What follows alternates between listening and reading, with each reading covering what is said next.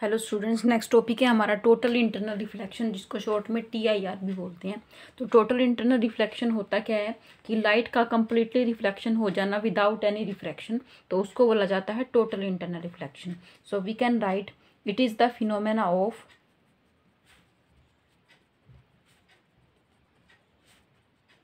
Reflection of light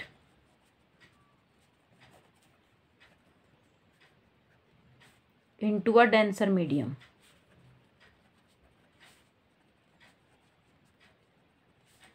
from an interface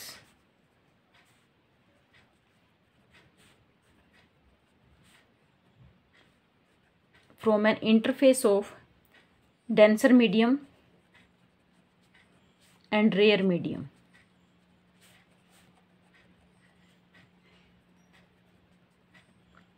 सो ये इसकी proper definition है। It is the phenomena of reflection of light into a denser medium from an interface of denser medium and rare medium. तो इसको समझने के लिए जो है एक डायग्राम बनाते हैं। ये डायग्राम, इसमें क्या है, हमने एक इंटरफेस कंसिडर किया है, interface separating a denser medium and rare medium. So this is the denser medium. Denser medium हम यहाँ पे वाटर कंसिडर कर सकते हैं, and this is the rare medium. यहाँ पे एयर प्रेजेंट है और यहाँ पे क्या है, वाटर। तो water is denser and this is rare medium. Suppose O is any object. इस ऑब्जेक्ट से जो ray of light normally fall करेगी इस इंटरफेस के ऊपर, वो कैसे चली जाएगी, नॉर्मली ही यहाँ से चली जाएगी। So we can write this the point A and this is B point, यानी इसका जो पाथ हुआ रे का OAB। ठीक है, ये अब इसके अलावा हम नेक्स्ट रे कंसिडर करते हैं। नेक्स्ट रे जब इस इंटरफेस के ऊपर आएगी, ये ओब्लिकली आई है, ठीक है, तो this is the angle of incidence I here, let this is the point A1। Okay, this is the normal. अब ये जो रे ऑफ लाइट है डेंसर से रेयर मीडियम में जब जाएगी तो इसका क्या होगा, रिफ्रैक्शन। ठीक है, और ये कहाँ पे बैंड होगी, टुवर्ड्स द नॉर्मल या अवे फ्रॉम द नॉर्मल। ये होगी away from the normal, because ray of light refract from denser to rare medium. तो इसमें इस वजह से क्या होगा, ये जो है away from the normal band हो जाएगी, और ये इसके लिए क्या होगा, एंगल ऑफ रिफ्रैक्शन। ओके, इससे नेक्स्ट रे को जब हम कंसिडर करेंगे तो उसके लिए जो आई एंगल है वो चेंज हो जाएगा। ठीक है, आर एंगल भी चेंज हो जाएगा। ठीक है, तो नेक्स्ट रे कंसिडर करते हैं for any other angle of incidence, this is the normal. ठीक है, तो जैसे ये रे ऑफ लाइट ये बैंड हुई है, नेक्स्ट रे ऑफ लाइट तो और नीचे आ जाएगी बैंड होते होते, तो ये नीचे आते आते एक पॉइंट ऐसा भी आएगा जब ये इस इंटरफेस के ऊपर ही लाई कर जाएगी। ठीक है, तो ये पॉइंट हम ले लेते हैं A2 पॉइंट। ओके, तो ये एंगल ऑफ इंसिडेंस आई, ये अनदर एंगल ऑफ इंसिडेंस हुआ, और इसके लिए जो एंगल ऑफ रिफ्रैक्शन हमारा यहाँ पे आई कितना हो गया, 90 डिग्री। ओके, कितना हो गया ये, 90 डिग्री। तो ये वाला एंगल ऑफ इंसिडेंस जिसके लिए ये जो एंगल ऑफ रिफ्रैक्शन 90 हो जाए, इसको हम बोलते हैं critical angle C।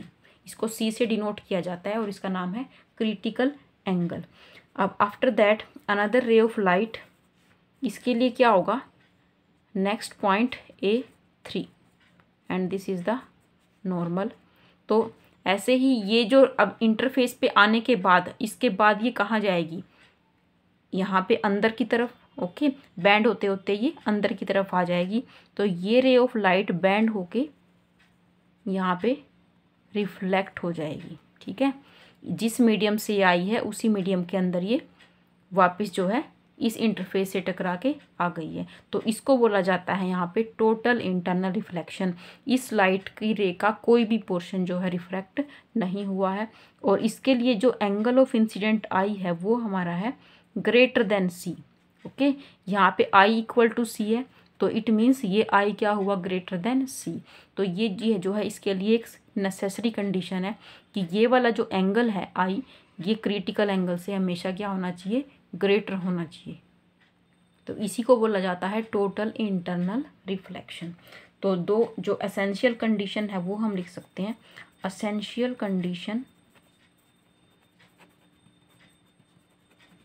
For total internal reflection, that is TIR। तो फर्स्ट कंडीशन इसके लिए क्या हुई कि जो रे ऑफ लाइट है वो डेंसर मीडियम से ही आनी चाहिए। Light should travel from denser medium, light should travel from denser medium. Okay, this is the first condition. Denser medium to कहाँ जाएगी? Rare medium. तो यहाँ पे हम लिख सकते हैं denser medium to rare medium. Second condition हमने क्या देखी है? Angle of incidence should be greater than critical angle. Angle of incidence should be greater than critical angle. क्या होना चाहिए? क्रिटिकल एंगल से हमेशा ग्रेटर होना चाहिए। क्लियर है सभी को? एक बार और इसको देखो, रिवाइज करते हैं। सबसे पहले हमने क्या किया है, ये इंटरफेस कंसिडर किया है जो दो मीडियम को सेपरेट कर रहा है, rare medium and denser medium. Object हमने डेंसर मीडियम के अंदर कंसिडर करना है, तभी हमारा ये फिनोमेना होगा, अदरवाइज नहीं। तो यहाँ पे हमने फर्स्ट रे ऑफ लाइट जो ली है OAB, ये नॉर्मली इसके ऊपर फॉल कर रही है, इंटरफेस के ऊपर, ठीक है। तो इसका जो है रिफ्रैक्शन नहीं हुआ, ना ही इसका रिफ्लेक्शन हुआ है, ये नॉर्मली ही पास कर गई। सेकंड रे ऑफ लाइट जो हमने ली है OA1, ये आफ्टर रिफ्रैक्शन जो है रेयर मीडियम के अंदर जाएगी और ये away from the normal bend हो जाएगी। इसका एंगल ऑफ रिफ्रैक्शन क्या हुआ? R। अनदर रे ऑफ लाइट इसके बाद हमने ली है OA2, ठीक है। अब क्योंकि इसके लिए जो एंगल आई है वो इस वाले एंगल से क्या हुआ? बड़ा है। बड़ा एंगल होने की वजह से जो R है वो भी इससे क्या होगा? बड़ा, इससे बड़ा होगा, ठीक है। तो यानी कि ये रे ऑफ लाइट जो है बैंड होके और नीचे की तरफ आ जाएगी, ठीक है। और नीचे आते आते एक स्टेज पे ये इस इंटरफेस के ऊपर लाई करेगी, जिसकी वजह से जो ये एंगल ऑफ रिफ्रैक्शन आ रहा है ये 90 हो जाएगा, ठीक है।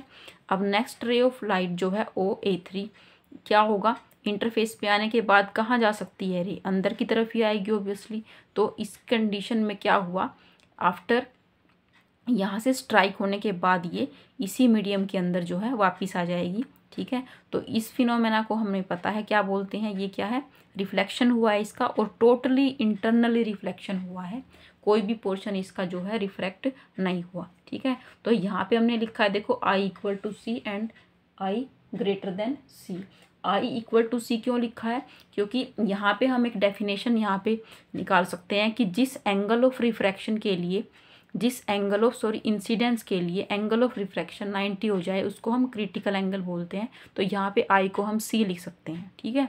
अब नेक्स्ट जो है ये वाला I ऑब्वियसली इस C से ग्रेटर होगा, तो ये इसके लिए एक एसेंशियल कंडीशन बन गई कि I should be greater than C।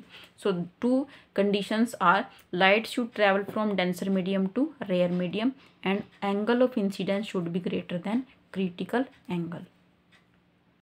इसके बाद क्रिटिकल एंगल की डेफिनेशंस हैं और जो इसकी एप्लीकेशंस हैं TIR की, वो हम नेक्स्ट वीडियो में डिस्कस करेंगे।